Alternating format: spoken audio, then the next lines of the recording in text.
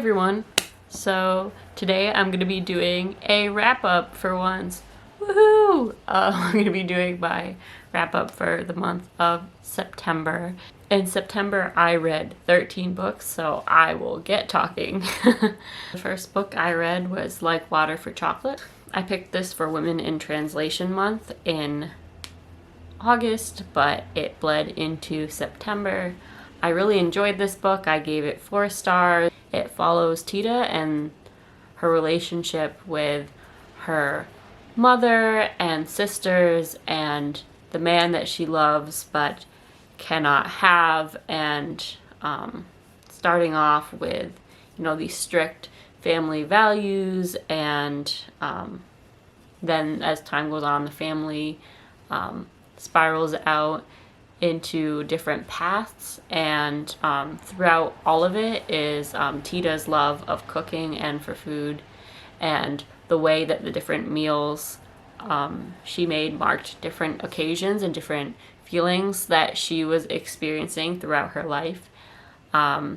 It takes place in Mexico, and I just loved the way the characters were written in this book. So the next book was Disfigured, on fairy tales, disability, and making space. And I think I rated this book somewhere around like 3.5, 3.75 stars or something, because while I did enjoy this book, and I feel like the strongest parts of this book were the parts where the author was talking about their life, experiencing disability. All of the parts that were about fairy tales, I think, were very surface level, and the author does try to track back and give us some like history in places, but for some reason it didn't really hit with me. I just kind of felt like all the fairy tales that they talked about were ones that were pretty obvious, although the major thread of this book is that in many fairy tales, disability is used as a plot device and disappears at the end of the hero or princess's or character's journey, and that the message should not be that happily ever after is an able-bodied life. So I did appreciate that message of the book. So next is On a Sunbeam by Tilly Walden. I enjoyed this book, but I thought that it would be a 5-star read for me, and it turned out to be more of a 4-star read. The storyline follows the past and present, follows 2 girls that are in a relationship in high school that are separated by the circumstances of space and the universe and the politics that are going on certain planets. And of course, I always love a lesbian love story, and the illustrations in this were really beautiful, especially of planets that had places that were broken, because the girl grows up to be a part of a crew on a ship that goes and repairs the destruction of planets. And one of the great endearing things about the book is the ragtag queer crew on the ship. So I really enjoyed the community, the interesting jobs in space, and of course the love story and the main character's search for her love. But something was missing for me. I'm not quite sure what. But I still recommend that you pick it up. I know a lot of people love it. So next is A Psalm for the Wild Built. I did a whole little vlog on reading this book. I loved it. I gave it 5 stars. This book is about Dex, who is looking for meaning in life and drops everything to become a tea monk and help people through their problems in life. While they're doing this, feelings of dissatisfaction in their own life are rising up, and then they meet a robot, and the robots have separated from society and live in nature in this book. So they get to talking about humanity and robots and all of these deeper things there. And this is going to be a part of a series, so it was really tiny, and I think a good start to the series. All the faults I had with this book were just things that I know could be, because it's a first book and there is more to be explained and more to discover. So I can't wait until the next book comes out. Next, I read Summer of Salt by Katrina Leno. It is about a family of witches, particularly two sisters, and their experience on an island where this famous bird comes every year, and all these tourists come to see the bird. And it's about the sisters coming into their power in a moment of evil. I won't say more than that. I also talked about this in the same video as A Psalm for the Wild Bill. I didn't like it as much, just because I feel like it's a book that won't really stick with me, but it was still a nice summer read, and the atmosphere of the small island is really nice. Next, I read The Impossible Resurrection of Grief, and this explores the idea of collective and individual grief in the aftermath of extinction of a lot of species on Earth, and thinks about what that grief would look like, how different people would react in apathetic and violent ways, thinks about what the productive qualities or the limitations of grief are, and when we grieve as a society, and what atrocities in our lives haven't merited grief and why that's not okay. I thought some of the concepts in this book were really unique, but the execution in 80 pages wasn't amazing, so I ended up giving it 4 stars. The next book I read for my work, so I'm a little biased. It's Wake, The Hidden History of Women-Led Slave Revolts. We had the author speak at my work, and I was also able to have it moderated by P. Jelly Clark, who wrote one of my favorite books I've read this year, but just so happens to be a professor near me of slavery. So that was a really cool moment for me, but they were both wonderful. And the book, it talks about women-led slave revolts, but there are several ways that Rebecca's doing this, both in bringing small details out to kind of imagine what the conversations around these revolts might have looked like, and also asking different questions of the archives that we do have, reframing where we think it's possible that women could have been involved. She talks about the frustrations of researching these topics, both in terms of access and records that could be amazing, but that companies, like insurance companies and other places, haven't granted access to yet, and just the pain of researching these topics and reading about the death of Black people just mentioned casually in slave ship blogs, and also the haunting nature of the research and how it's reflected in our current moment. So I gave this 5 stars. It's a really short graphic novel that just like brings up all these discussions and questions. So I definitely think you should check it out. The next book is a 5-star read all the way. It is probably one of my favorite that I've read this year, if not my favorite. It is called The Membranes by Tito Oe. I also did a little vlog about this book.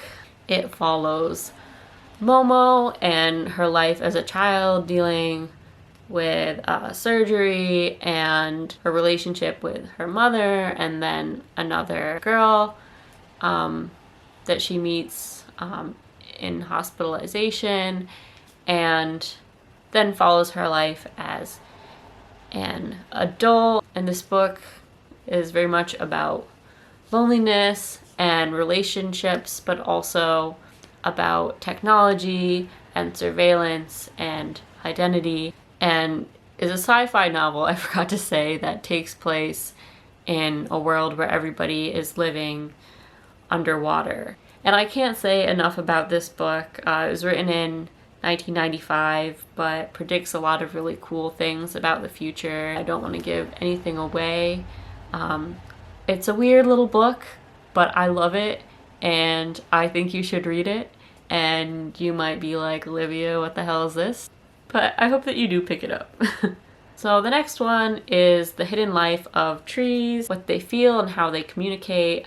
I read this for Climathon. I saw that Climathon was happening after I already created my TBR, so I had all these books I really wanted to read for Shorty September and Sci-fi September, and I really loved all those books, and I tried to read as many as possible, but I also wanted to throw some things in for Climathon, and I think that I want to read a book like this, at least one every month, because it is something I am really interested in. So I read this book about trees. I gave it 3 stars. I think I overestimated how much I would like to read about scientific things. I think that these books are most successful to me where there is a vibe of asking larger questions and lyrical writing and reflection, but I did still like learning about trees, even if I learned way too much and I'm not sure what I retained. It was interesting to think about how much we kind of know but don't know. It talked about, you know, trees and their communities and like how they feel pain, and those were the most interesting aspects of the book to me. You definitely know I'm gonna be walking around the forest with like a heightened awareness now, being a weirdo. But yeah, it makes me wish that humans and trees could communicate, because, you know, I think I also like saw how long trees live and like how much knowledge they accumulate and what it would be like if trees could share that with us. But that's just me being a weird historian and talking to nature all the time. So next I read House of the Spirits by Isabel Allende.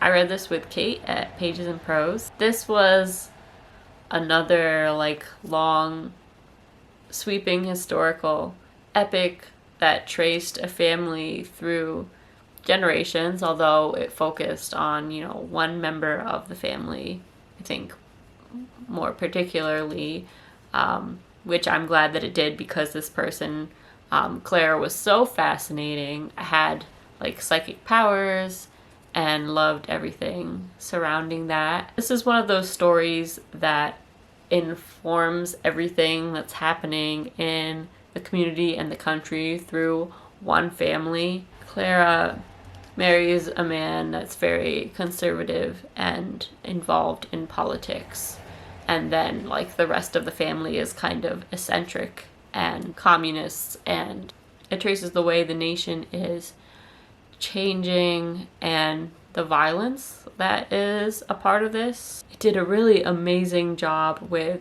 the characters. You really loved some people and their little weirdisms, but also hated the villains of the story. And now just like anybody named Esteban, I'm just gonna, oof.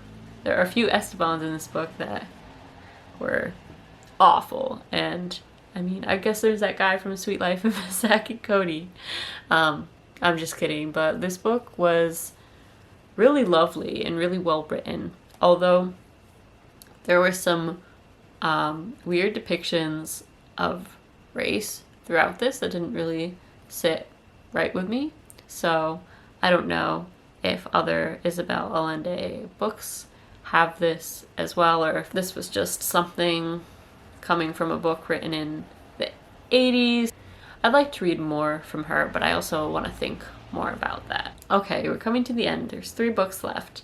The next book is A Dowry of Blood, which is about Constanta, who is turned into a vampire, but it's about her relationship with the man that turns her, and his abuse, and the way that He turns people and then keeps them under his control. And what is it worth to be a vampire and get, you know, freedom from certain constraints of life when you have eternal life, but you can't leave the house, or you can't say certain things or ask questions about the world. You can't communicate with people like you used to. This isn't a spoiler because it's like the first sentence of the book, but you know, it talks about her revenge on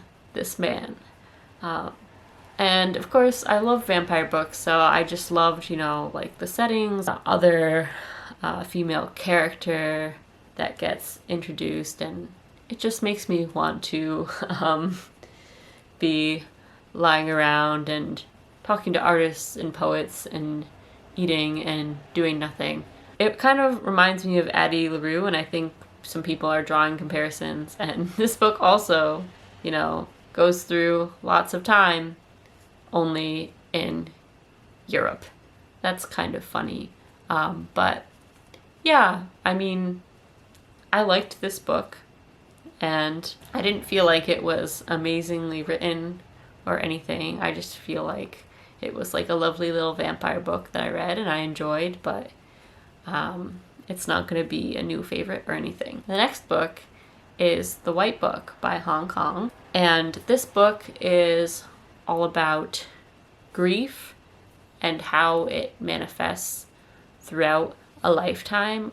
This woman is reflecting on her mother's miscarriage before she was born, and the fact that if it wasn't for this, she wouldn't have been born at all. So she's living in like a bleak, snowy landscape for a bit, and just like thinking about how the absence of this child affected her life and her family's life, and using the color white to reflect on different emotions and different moments in time to do with grief.